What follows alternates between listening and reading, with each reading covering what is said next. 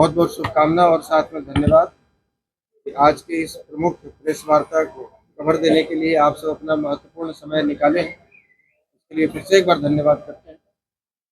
आज की इस प्रेस वार्ता का मुख्य उद्देश्य है कि आप सभी जानते हैं कि अभी बिहार में 4 सीटों पर उपचुनाव हो रहा है। क्योंकि हम मुख्य रूप से मगध के रहने वाले हैं, इसी मगध में पैदा लिए हैं और संयोग बस उपचुनाव में एक सीट मगध में भी हो रहा है जो कि बेलागढ़। तो ये हमारा फर्ज भी है, कर्तव्य भी है कि अपने मगध की बेहतरी के लिए, अपने क्षेत्र की बेहतरी के लिए हम एक बेहतर उम्मीदवार बेलागंज विधानसभा से दें। और इसी संदर्भ में आज इस प्रेस वार्ता का आयोजन किया गया है।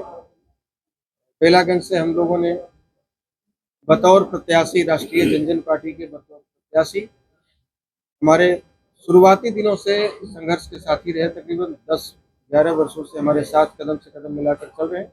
हमारे मातृ संगठन के महासचिव भी रहे हैं, राष्ट्रीय महासचिव, और पेशे से इंजीनियर हैं। इंजीनियर उत्तम शर्मा जी, जो कि बेलाडीह के ही रहने वाले हैं, इनको प्रत्याशी बनाने का निर्णय लिया गया है और आज आप सबों के सामने इनके नाम की घोषणा। यदि आपकी तरफ से कोई सवाल है। इंजीनियर उत्तम शर्मा जी पहली बार चुनाव लड़ रहे हैं। इनकी धर्मपत्नी पिछली बार बेलागंज क्षेत्र से ही जिला परिषद 7 चुनाव लड़ चुकी हैं। दुर्भाग्यवश साजिश कहें या जैसे कहें, इनको चुनाव हरवाया गया, फिर भी रनर रहे, बहुत कम वोटों के अंतर से चुनाव हारे। एक समाज सेवी के रूप में इनके क्षेत्र में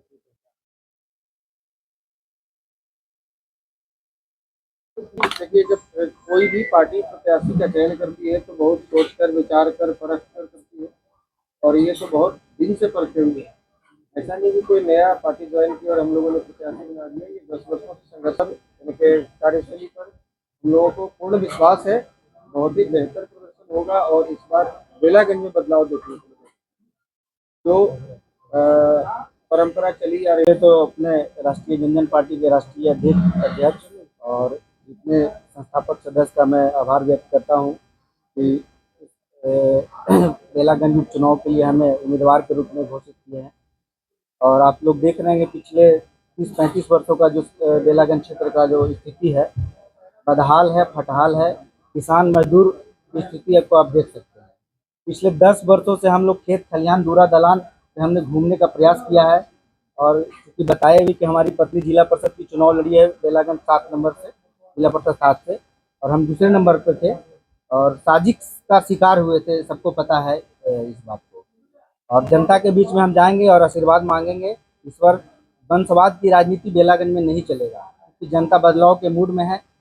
अब देख ही रहे हैं प्रत्याशी किन्हें बनाया गया है। पिछले 35 वर्षों से क्या स्थिति है क्षेत्र में, ना कोई ITI कॉलेज है, ना कोई डिप्लोमा कॉलेज है, और मैं एक शिक्षित उम्मीदवार हूँ, इंजीनियर उत्तम Kumar, plus BTech plus MBA कर रखा हूँ, और पूरा क्षेत्र वाकिफ है हमारे समाज सेवी और राजनीति से। ये 10 वर्षों का जो स्थिति रहा, घर घर हमने जाने का प्रयास किया। और चूंकि बेलागंज में उपचुनाव होगा तो मेरी तरफ से एक संकल्प पत्र भी घोषणा की जाएगी कि बेलागंज का बेसिक मुद्दा क्या है। आहार, पोखर, पानी, अब देख सकते हैं बेलागंज की स्थिति सब के सब स्थिति में है। किसान मजदूर के पास खेतों में पानी तक नहीं पहुंचने का काम हो रहा है वहाँ पे। तो इस बार बेलागंज में सिर्फ विकास की बात होगा, ना कि वंशवाद की बात होगी। तो आप लोग का सहयोग का अपेक्षा रखते हैं। तमाम मीडिया बंधु यहाँ पे आए हैं, इसके लिए मैं आभार व्यक्त करता हूँ। और बाकी आप लोग जो सवाल पूछ सकते हैं। प्राथमिकता तो पार्टी के नाम से ही पता चल रहा है कि वादा नहीं, विकास करेंगे, जन जन का सम्मान करेंगे। तो जन जन के बीच में जाएंगे, गरीबों के बीच में जाएंगे, किसानों के बीच में जाएंगे, मजदूरों के बीच में जाएंगे, और उनके जो दिल में दर्द है और जो माथे पे जो पसीना है उनका, उस चीज को समझने का काम इंजीनियर उत्तम कुमार पिछले 10 वर्षों से किया है बेलागंज में। इस बार जनता के बीच में जाएंगे, और हमारा तो बेसिक जो संकल्प पत्र का 3-4 मुद्दा बेसिक रहेगा। बेलागंज हो गया चाहे चाकन हो गया, दोनों क्षेत्र को आप देखेंगे तो 100 गाँव से सुदूर इलाकों से जुड़ा हुआ है। बराबर की तलहटी तक वहाँ से लोग आते हैं। शौचालय का व्यवस्था नहीं है बेलागंज बाजार में, आप देखिएगा जाके। चाकन व्यवस्था नहीं है, हमारी माताएं बहनें आती है तो शौचालय कहाँ करेगी, आपसे हम पूछना चाहते हैं। आप नहर और पोखर किसानों से बात करके देखिए, सौंस नहर और पोखर वही स्थिति में है। और ये तो हम लोग का परंपरागत सीट है। 80 से 85 हमारे श्रद्धेय शत्रुघ्न बाबू यहाँ से विधायक रहे हैं हमारे समाज के। और 85 से 90 माननीय अभिराम बाबू हमारे अभिभावक रहे हैं। 90 में 2005 तक हमने चुनाव इस क्षेत्र में लड़ने का काम किया है। और लोगों को हम लोग मौका भी दिए हैं। तो 4 से 5 बार मुस्लिम समाज को भी हम लोग वोट देने का काम किए थे। तो 4 बार हम लोगों ने दान देने का काम किया है। तो उन लोगों से भी हम वो करते हैं, उम्मीद करते हैं तो हमको एक बार हमको भी आप आगे बढ़ाने का काम कीजिए, क्योंकि 4 बार आपको हमने मौका दिया है, 5वीं बार हमको प्रयास कीजिए। आपके समाज का बच्चा है, बेला का नेता वही होगा जो बेला का होगा, जो बेला से बिलोंग करेगा, जो बेला क्षेत्र से बिलोंग करेगा, बाहरी वालों को यहाँ नहीं चलेगा। तो बेला का बेटा होगा, वही बेला का नेता होगा। इस बार जनता चुनाव लड़ रही है और देखिएगा इस बार बदलाव होके रहेगा। वही तो हम आपको कह रहे हैं कि 30-35 वर्षों से वादा हुआ है। कोई सा भी गांव देख लीजिए, किसी भी समाज का आप गांव चले जाइए, जिस समाज के विधायक हैं, हम तो उनके गांव में लोगों से पंचायत में बैठक में बात किए हैं तो बोलते हैं क्या कहें, देखिए विकास यही है, साउल आहर पैर पोखर तो भाई बंद है।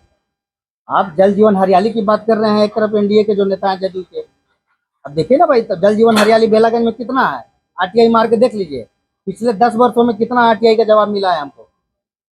एक एक पॉइंट पे आरटीआई का जवाब हम लोग लेके बैठे हुए हैं और संघर्ष किए हैं। ऐसा नहीं कि जमीन से जुड़े हुए नहीं है। हमारा परिणाम उठा के आप देख लीजिए, जिला परिषद चुनाव में पिछले 6 महीने तक हम लोग जनता के बीच में गए, आशीर्वाद मिला भी। अब मेरा पूरा इतिहास को देखिए, हमारी पत्नी का देखिए। हम कोई राजनीतिक घराने से तो है नहीं, ना मेरा पिताजी कोई विधायक एमपी का चुनाव लड़े हैं। हम गरीब का बच्चा है और क्षेत्र में आया, मजबूती से चुनाव लड़ेंगे बेलागंज में। अब देखिएगा परिणाम बदलेगा।